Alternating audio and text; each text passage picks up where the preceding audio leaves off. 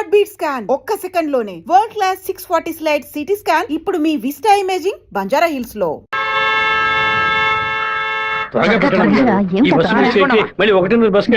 దాన్ని ఆడ పెద్ద సమస్యగా ఆయన నన్నే చూస్తున్నట్టు పిరికి వెద్దవి కనుక నీకెవడు పిల్లని ఇవ్వడం లేదు, అర్థమైందా? నాకేవు, నేను తీసుకొస్తాను, నువ్వు పద పద. అందరం కలిసి ఒకసారి మాట్లాడుకుందాం, అప్పుడు కూడా కుదరకపోతే తర్వాత చూసుకుందాం. గంగా ఏంటా నడక? పిల్లి నడుస్తుంది, కుక్క నడుస్తుంది, కొత్తగా నానాడ గురించి అడుగుతున్నారేంటి? సరే వాడి సంగతి అలా ఉంచు. ఆ సుబ్బారావు కూడా చేపల పులుసు పట్టుకుని అటు ఇటు తిరుగుతున్నాడే, వాడి సంగతి ఏంటి అంట? చేపల పులుసా? అయ్యో ఏవే, నువ్వు పెట్టే చేపల పులుసు వాసన నాకు తెలియదా? లేదా క్యారేజీలో తీసుకెళ్లేటప్పుడు చప్పుడు రాదా? మన శివకేనండి, ఎప్పుడైనా చేపల పులుసు పెడితే బస్సులో పంపిస్తాను. కొర్రమీను తలముక్కంటే వాడికి మహా ఇష్టం. నీకు అసలు బుర్రా బుద్ధి ఉందా అంట? ఆడు బాడికి దాన్ని అక్కడ పక్కన పెట్టి బస్సు తోడుకుంటూ ఉంటాడు. మన గిట్టనోడు ఎవడైనా ఆ పులుసులో ఏదైనా కలిపితే ఏం చేస్తావు? నాయనో, ఇందులో ఎన్ని మతలపులున్నాయా? భోంచేయి బావా, భోంచేయి. ఈ మండు టెండలో ఇంతసేపు వెయిట్ చేసి కష్టపడి భోజనం తీసుకొచ్చావు కదరా, నువ్వే ముందు తినాలి. ఎంత నువ్వు నన్ను కోపంలో చావు బాదిరా, భోజనం విషయంలో మాత్రం ఇంత బోళాగా ఉంటావు అనుకోలేదు. నీ ప్రేమకు అసలు ఎలలే లేకుండా పోయాయి. నీ ప్రేమకు నేను ఎప్పుడు బానిసగా ఉంటాను రా.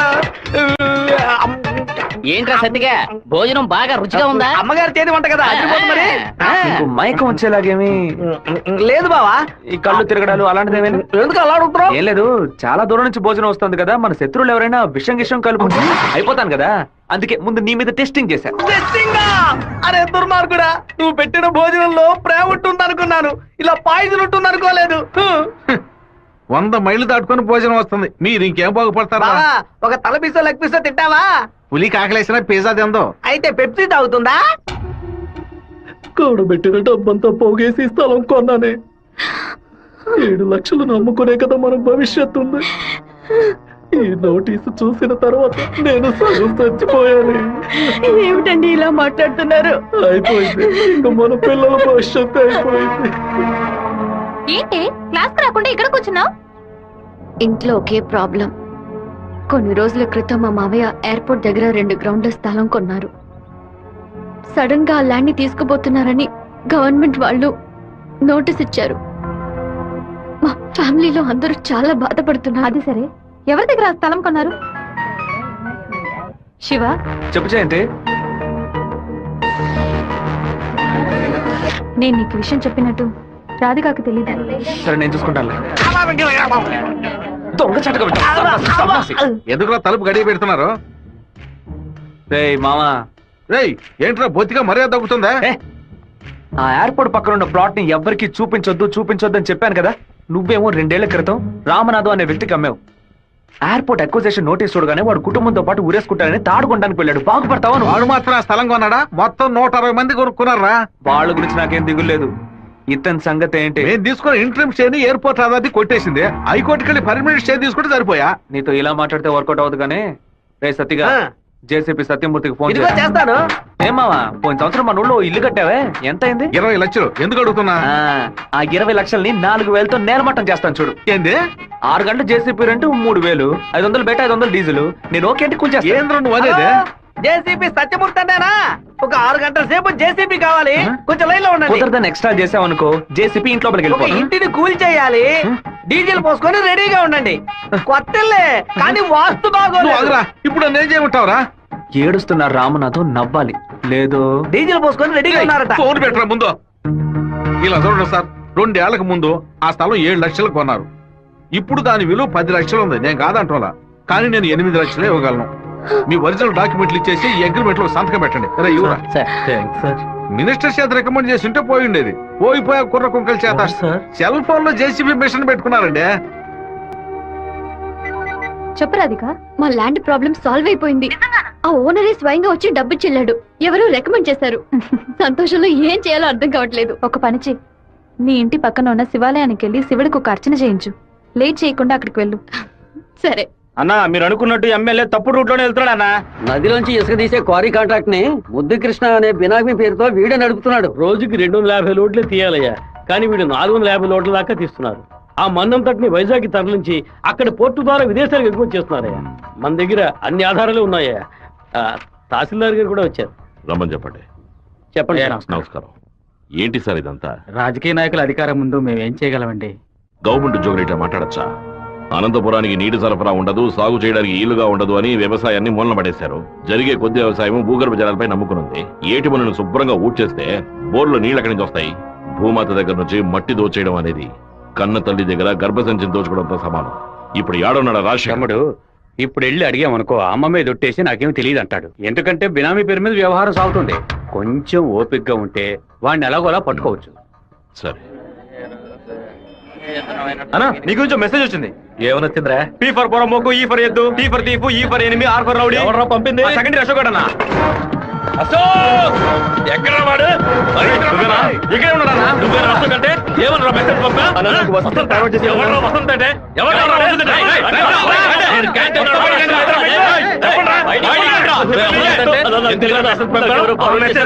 ఫార్వర్డ్ చేసింది ఏ జయంతి, ఆ మెసేజ్ ని క్రియేట్ చేసింది నేనే. అందరి దగ్గర మొబైల్ చెక్ చేయండి. నిన్న క్యాంటీన్ లో పీటర్ మంజుని ర్యాగింగ్ చేశాడు కదా, ఆ కోపంలో మంజుకి మెసేజ్ పంపించాను. అది ఎవరికో ఫార్వర్డ్ చేసింది. ఇక్కడ ఉన్న వాళ్ళ ఇన్బాక్స్ లో మెసేజ్ కనుక ఉందంటే వాళ్ళ బట్టలు ఉడదీసి నడి రోడ్డులో ఉంటాడు. చెప్పు జయంతి. చెప్పేట్రా. ఆ మెసేజ్ నాకు వెంటనే ఫార్వర్డ్ చేయి. నేను దాన్ని రాధికకు పంపిస్తాను. దాన్ని డిలీట్ చేయకుండా వాడికి చూపించమని చెప్పు. ఎవడరా ఈ నెంబర్? నాకేం తెలియదు. ఎవడరా నీకు పంపింది? శివ. ఏ, శివ పంపించాడు. డిలీట్ చేయొద్దు. ఎవడు శివ? మెసేజ్ పంపించిందన్నా. ఉమా ఎవరా ఉమా? రేయ్ దీని మొబైల్ చెక్ చేయరా. పంపించింది మంజు అన్న. ఏయ్ ఎవరు పంపారా నీకు? రాధిక. అసలు మెసేజ్ నీకు ఎవరు పంపారా? ఫార్వర్డ్ మెసేజ్ ఎవరో నాకు తెలీదు. 9842465567 ఎవరి నెంబర్ ఇది? నాకు తెలీదు. ఎవరి నెంబర్ ఇది? బాస్ నేనే బాస్. నేనే ఆ మెసేజ్ క్రియేట్ చేశాను. రేయ్ మీరందరూ వెళ్ళండి. వెళ్ళండి క్లాసులకు వెళ్ళండి. ఉండు రావే. రా నువ్వు వెళ్ళు.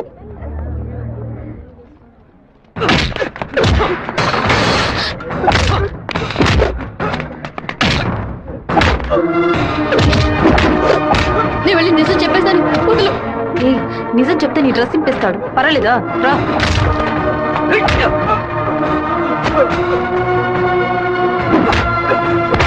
పీటర్ ఆగు ఆగు. పీటర్ నా మాట విను. ఇక మీద ఇలా జరగదు. అసలు ఇదెవడో తెలుసా నీకు?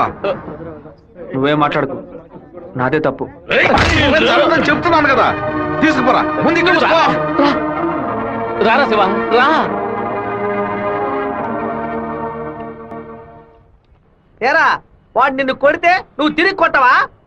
ఏమయ్యా బావా, నువ్వు చూస్తూ ఊరుకున్నావా? ఈ ఊళ్ళో ఈ బ్రతుకు బతికే బదులు మన ఊరికి వచ్చి బర్రె కొట్టల దగ్గర పేడెత్తుకొని బతకొచ్చు కదయ్యా. రేయ్ నన్నేం చేయమంటావరా? ఇది ఎందుకు మెసేజ్ ఇచ్చాడు? ఇస్తాడయ్యా ఇస్తాడు. దాన్ని నువ్వు మేనేజ్ చేయాలి. అట్లా చేయకుండా వదిలేరా. రే పంది, నువ్వు చూస్తూ ఊరుకున్నావా? ఊరుకోరా లేదట్రా నీకు? ఊరుకోరా. పీకానంటే వదిలేయమంటే వదిలేస్తాను అనుకున్నావా? ఏం చేయాలో నాకు తెలుసురా. అయ్యగారికి ఇప్పుడే ఫోన్ చేసి చెప్తాను. ఫోన్ లాక్కుంటే పీసీ పోలేదు అనుకున్నావా? టెలిగ్రామ్ చేస్తాను. పౌరంతో సందేశం పంపిస్తాను. విషయం బయటకు తెలిస్తే అమ్మాయికి ఏమవుతుందని భయపడి నేను మూసుకొని వచ్చాను. నువ్వేమో దగ్గరెచ్చిపోతున్నావు. చంపేస్తాను. చంపరా చంపే. నేను ఈ తిరుపతి వదిలి వెళ్లేలోపు వాడు గొంతు పిసికి చంపకపోతే నా పేరు సత్యబాబే కాదు. ఇదే నా శపథం.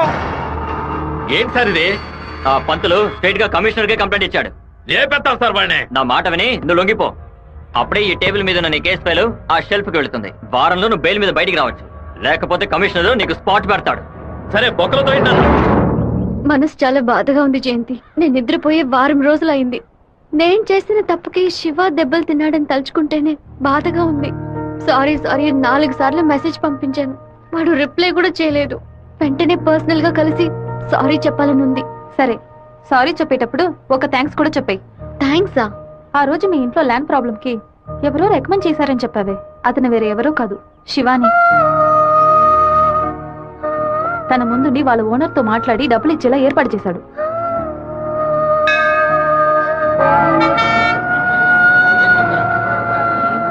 రాధిక, నమశివాయ నమశివాయ నమశివాయ. ఏంటి మూడోట్లో ఉన్నావు? అంతా మంచి మూడేలే. శివాకి సారీ చెప్పబోతున్నావనా? లేదు, ఓకే అని చెప్పబోతున్నాను. Hey, yes, I want to convey my love. లవ్వా? అవును. వాడి అప్రోచ్ నన్ను డిస్టర్బ్ చేసిన క్యారెక్టర్ నన్ను బాగా ఇంప్రెస్ చేసింది.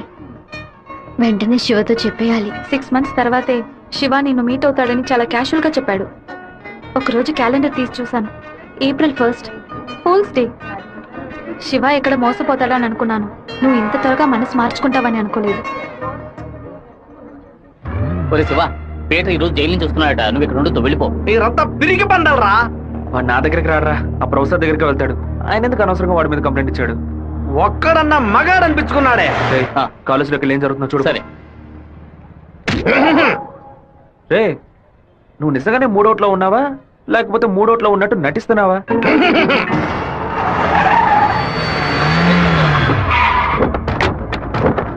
పంతులు ఎక్కడున్నారా? రారా బయటికి. రే సోమనాథం,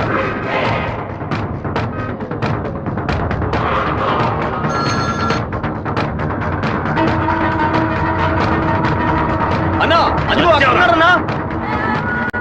రే స్వామినారాయణ, నా మీద కంప్లైంట్ ఇస్తే నేను ఊరు వదిలి వెళ్ళిపోతాను అనుకున్నావా? ఈ కాలేజ్ ప్రిన్సిపాల్ ఏనా అడగడు? ఆఫ్టర్ ఆల్ తెలుగు పంతులు నువ్వు నా మీద కంప్లైంట్ ఇస్తావా? నువ్వు బతిమాలాడితే నేను వదిలేస్తాను అనుకున్నావా? నువ్వు పెద్ద స్పైవా? బ్రోకర్ పని చేస్తున్నావా? అంటే నువ్వు బ్రోకర్వా? ఏది చెప్పు. నేను ఒక బ్రోకర్ని. వద్దు పేట, వదిలే. వీడి వల్ల నేను 7 ఊసలు లెక్కెట్టాను సార్. మీరు వెళ్ళండి సార్. ఏది నువ్వు చెప్పు. నేను ఒక బ్రోకర్ని చెప్పు కదా. అయితే ఓ పని చేయి, అందరూ చూస్తుండగా బోర్డు మీద నేను ఒక బ్రోకర్ని అని రాసిరా. క్షమాపణ వేడుకుంటాను. రాయొద్దండి. పెట్టుకుంటావా? ఎందుకురా మొత్తం పోయిందే.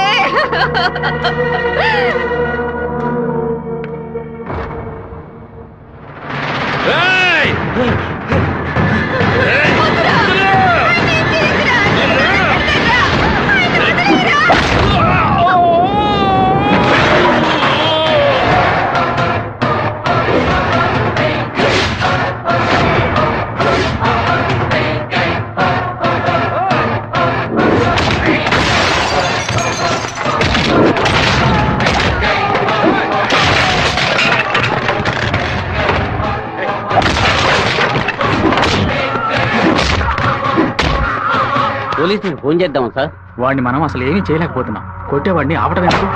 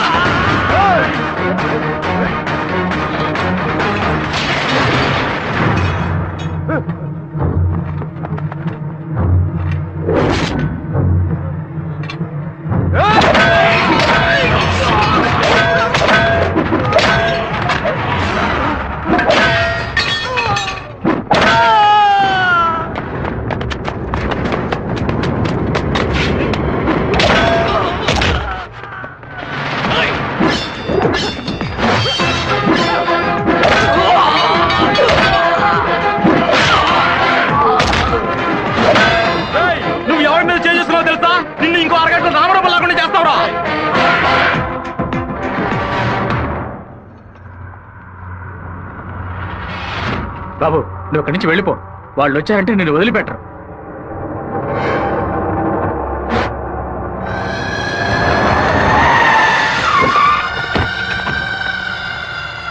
ఆడే అన్న నరకండి రావాడిని.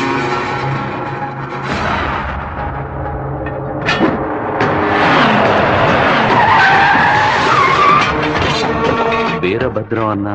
రే ఆగరా.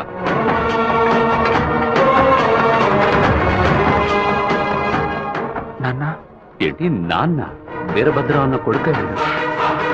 నమస్తే అన్న. తప్పు జరిగిపోయింది, తెలియకుండా తప్పు జరిగిపోయింది. ఓబ్లేసు, రౌడీలతో వచ్చావేంటి? ఏంటి గొడవ? ఈ మెంట్లోడన్నా ఏదో తెలియక మీ అబ్బాయితో గొడవ పెట్టుకున్నాడు. నన్ను కూడా ఇరికించేశాడన్నా. ఎవరితో పెట్టుకుంటున్నావో ఎదురుకుండా ఎవరు నిల్చున్నారో చూసి మసలుకోవాలి. నా కొడుకేమన్నా జరిగిందో ముక్కలు ముక్కలుగా నరికి స్వర్ణముఖి నదిలో పారేస్తాను. వీడి తరఫున నేను క్షమాపణ అడుగుతున్నానన్నా.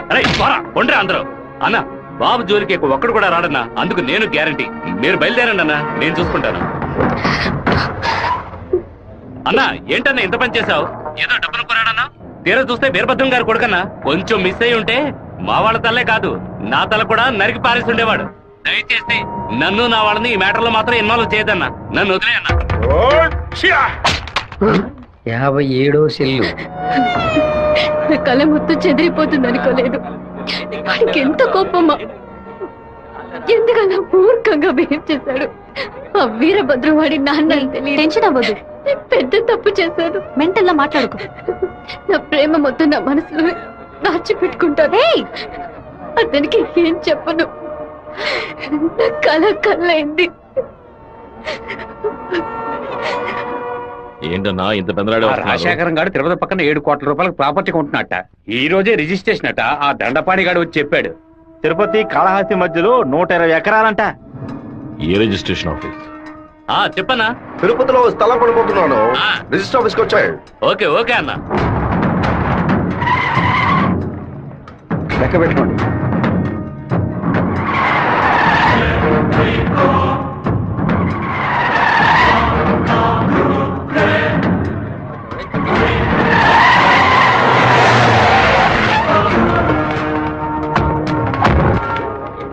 అలా ఇక్కడికి వచ్చారా? ఇక్కడేం చేస్తా ఉండవు? ఓ స్థల రిజిస్ట్రేషన్ పని మీద వచ్చాను. ఆహా. ఎవరు డబ్బుతో కొన్నావు? ఊరి ప్రజలకు మంచి చేస్తావని నేను ఎమ్మెల్యేం చేస్తే ఏటి మనని దోపిడీ చేసి ఆస్తి సంపాదించుకుంటున్నావా? ఏంటన్నా దోపిడీ గిఫ్ట్ అని మాట్లాడతారు? ఎంత పెట్టి కొన్నావు? 70 లక్షల కన్నా. నువ్వు చెప్పేది నిజమేనా? నిజమేనా? రేయ్, ఆ బండి నా పంటరా. అయ్యా, మీ సమస్యలో మమ్మల్ని ఇరికించొద్దు. మొత్తం వాల్యూ 7.5 కోట్లు. మాది పెద్ద కుటుంబం. ఈ డబ్బు అందితేనే మా ప్రాబ్లమ్స్ అన్ని సాల్వ్ అవుతాయి. మీ డబ్బుకు వచ్చినటువంటి ఆపద ఏమీ లేదు. కాకపోతే ఈ సమస్య పూర్తయినంత వరకు మీరెవరు ఇక్కడి నుంచి కదలకూడదు. దీనికి ఈసీ అప్లై చేయండి. ఎక్కడి నుంచి వచ్చాయి నీకు 7,30,00,000 రూపాయలు? కలపగొట్టు నుంచి వచ్చిందా, ఎరువు కొట్టు నుంచి వచ్చిందా? లేదన్నా, భార్య నగలమ్మేను. వ్యవసాయంలో కొంచెం డబ్బు వచ్చింది. ఓహో, నీ పెళ్ళం 40 కిలోల బంగారం తీసుకొచ్చిందా? ఏంటన్నా కొంచెం మర్యాద ఇస్తే ఓవర్గా మాట్లాడుతున్నావు. అనంతపురానికి నేను ఎమ్మెల్యేనా, మీరు ఎమ్మెల్యేవా? అన్నిటికీ సంజాయిషులు చెప్పాలా? అందరూ ఇంటి నుంచి డబ్బు తీసుకొచ్చే పార్టీ పెడుతున్నారా?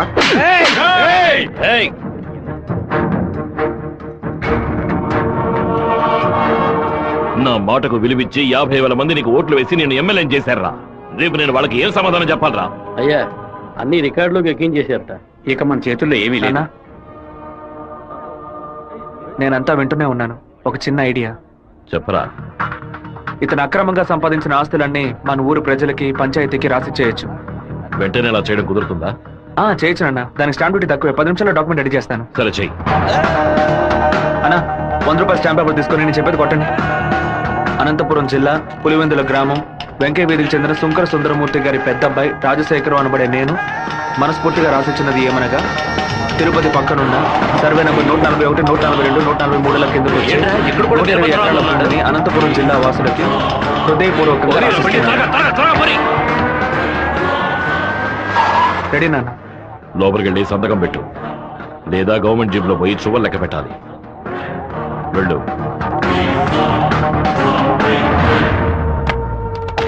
రాజశేఖరం, ఎప్పుడైతే నువ్వు ప్రజల డబ్బుని దోచుకున్నావో అప్పుడే ఎమ్మెల్యేగా ఉండే అర్హతని కోల్పోయావు. ఇంకో 15 రోజుల్లో నువ్వు నీ పదవికి రాజీనామా చెయ్యాలి. అనంతపురంలో బై ఎలక్షన్స్ రావాలి.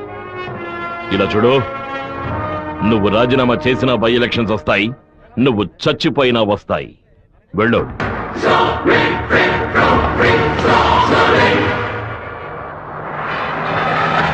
ఏంటన్నా ఇది? 4 రోజుల నుంచి ఇక్కడే ఉన్నాం. ఊరు నుంచి అక్కేమో ఫోన్ చేస్తా ఉంది. ఏ ముహూర్త నిలబట్టావురా? వాడు నన్ను కొట్టిన విషయం జిల్లా అంతా తెలిసి ఉంటుంది. మానం పోయింది, మర్యాద పోయింది, దాచుకున్న డబ్బు అంతా పోయింది. ఆ పిల్ల నా కొడుకు ఐడియా వల్ల వీరభద్ర కాడు నా ఆస్తి మొత్తం రాసి తీసుకున్నాడు. ఆ నా కొడుకుని లేపేయకుండా ఊళ్ళకి వచ్చిన భార్య కూడా నాకు మర్యాద ఇవ్వదు. ఆ ఓబులేషన్ రమ్మని చెప్పు. హైదరాబాద్ లో మన పార్టీ మీటింగ్ వెళ్తున్నాను. రేపటికల్లా వీరభద్ర కొడుకు చావాలి. అన్నా, మళ్ళీ తప్పు చేద్దాం. నేను నిన్ను చేయమంటల్లా, బెజవాడి నుంచి మనుషులు రప్పిస్తాను. నువ్వు నీ వాళ్ళు మూల నుంచి చూడండి, మధ్యలో దూరి కెలక్కండి. సరే అన్న. మనల్ని వీడి వీరభద్రాన్న కత్తికి బలి చేసేలా ఉన్నాడు. రేపు ఉదయం లేవగానే ఈ ఊరు నుంచి ఎస్కేప్ అయిపోవాలి.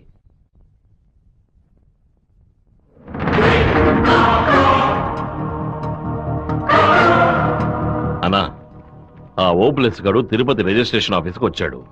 నన్ను చూడగానే తప్పుకున్నాడు. వాడికి మా అబ్బాయికి ఏదో గొడవ అయ్యింది. రాజశేఖరం రిజిస్ట్రేషన్ కి వాడెందుకు రావాలి? ఏదో తేడాగా ఉంది. అయ్యా చెప్పండి అయ్యా. మన శివకి ఆ పీటర్ గాడికి ఏంటి గొడవ? అయ్యా అది దాచిపెట్టకుండా నిజమేంటో చెప్పు.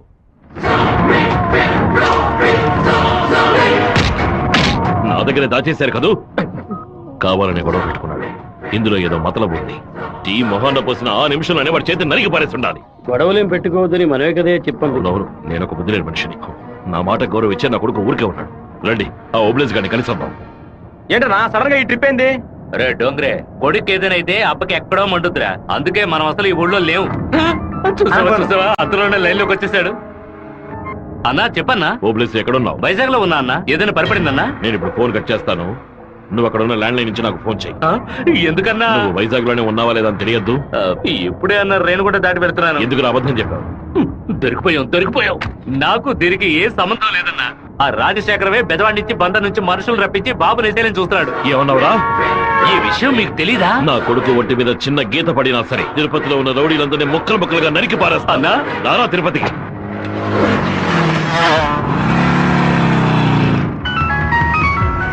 బాబు ఎక్కడున్నావు? రిజిస్టర్ ఆఫీస్ వరకు వెళ్తున్నాను నాన్న. పక్కన ఏదైనా పోలీస్ స్టేషన్ ఉందా? తిలక్ నగర్ పోలీస్ స్టేషన్ ఉంది నాన్న. నువ్వు వెంటనే వెళ్ళి ఫోన్ చేసి ఆ ఇన్స్పెక్టర్కి. దేనికి నాన్న?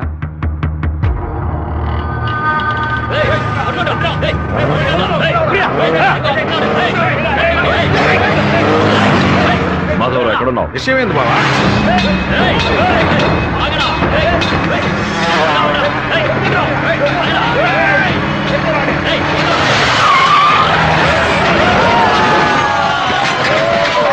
స్టేషన్ అడిగితే శివ ఎక్కడికి రాలేదని చెప్పారు బావా. మన వాళ్ళకి ఫోన్ చేసి తిలక్ నగర్ మొత్తం వెతకమని చెప్పు.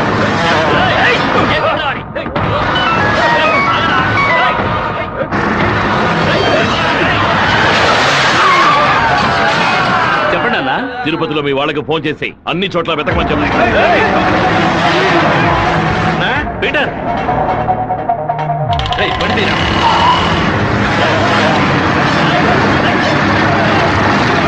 తిరుపతిలో ఏ ఒక్క చోట వదలకుండా మన వాళ్ళతో వెతికించు.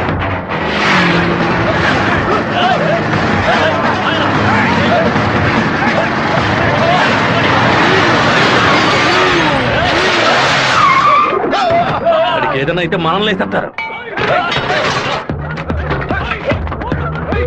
నేను ఆ కొండపైకి వెళ్ళి చూస్తాను. మీకు ఏదైనా తెలిస్తే నాకు ఫోన్ చేయండి. అలాగనా?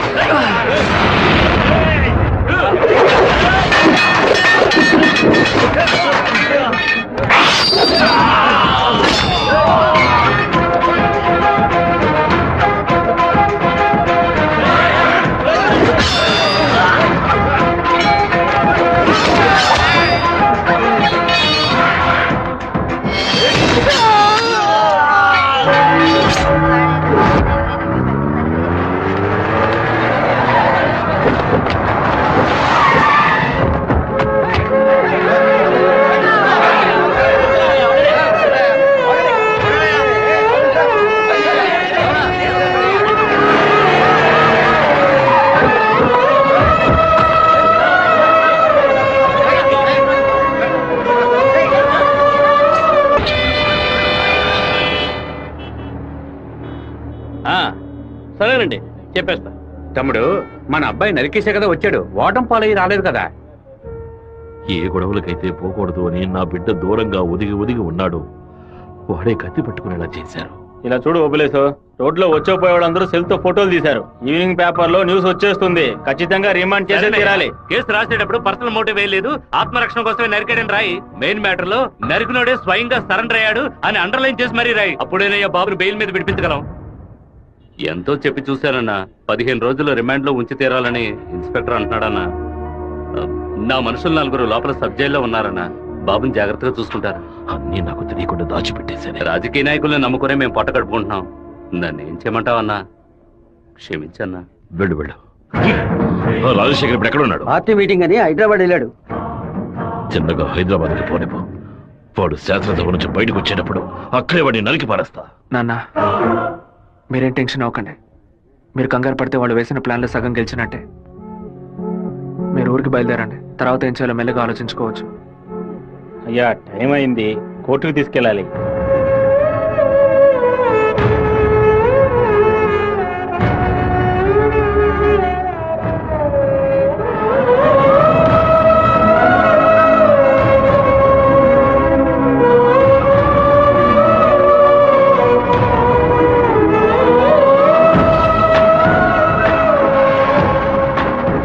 నా బిడ్డ ఎక్కడా? నా బిడ్డ రాలేదా? వాడిని జైల్లో పడేస్తారా? ఇందుకేనా వాడిని ఊరికి పంపించింది? భగవంతుడా, నా కడుపు మండిపోతుంది. నా కడుపు ఒక్కరోజు కూడా వాడిని చూడకుండా ఉండలేదే. ఎప్పుడైతే నా కొడుకు నేను లేపడానికి వాడు ప్లాన్ వేశాడో ఇంకా వాడు బతకడానికి వీల్లేదు. హైదరాబాద్ వెళ్ళి వాడి పొట్ట కోసేసి ఆ పేగులు మెడ వేసుకొచ్చానా? వాడు ఊరితో గొడవ పడలేదు, నాతో గొడవ పడ్డాడు. వాడిని నేనే నరికి చంపాలి. ఏ రోజైతే వాడు ఈ ఊళ్ళో అడుగు పెడతాడో ఆ మరుక్షణమే వాడి తల తెగి. అన్నా, ఈరపత్రం కొడుకులు లేపేయడానికి మనమే మనుషులు పంపామని అతనికి తెలిసిపోయింది. ఇప్పుడు ఊరికి వెళ్తే మనల్ని ఊరికి వదలడు. అవునన్నా. ఇక్కడ మంత్రి వరదరాజుల ప్రాబ్లం పెద్దదిగా ఉంది. సరే, ముందు నువ్వు హోటల్ రూమ్ ని ఖాళీ చేసి అలాగే ఎమ్మెల్యే హాస్పిటల్. అలాగే. అలాగేనా?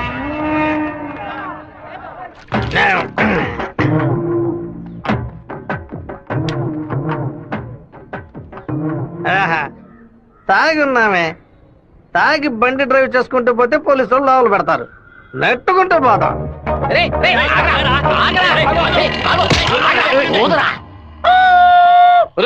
సరిగ్గా ఊదరా. ఇదిగో ఊదుతున్నానయ్యా.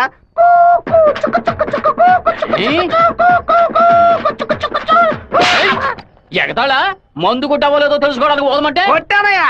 వీధి వీధికి వైన్ షాప్ ఓపెన్ చేసి పెట్టి రెంట్రా తాగండి అంటూ మా దగ్గర ఉన్న డబ్బులన్నీ నాకి పారేస్తున్నారు. సైకిల్ మీద బైక్ మీద వచ్చిన వాళ్ళు అక్కడ ఎట్టేస్తారా? దాని మీదే కదా ఇంటికి వెళ్ళేది.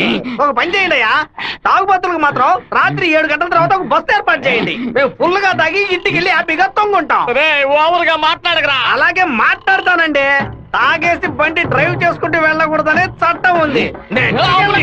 చట్టం ఉందా? బండి నెట్టుకుంటూ వెళ్ళడం తప్పు కదా, కానీ ఎవడ బండు నెట్టుకుంటూ వెళ్ళడం తప్పురా. నెట్టుకొచ్చింది మా హెడ్ గారి బండి అయ్యా.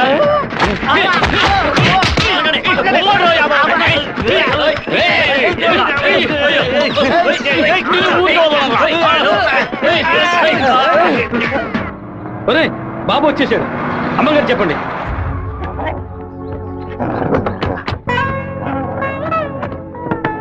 తూర్పు వైపు తిరిగి కూర్చోండి బాబు. బాబు కూర్చో.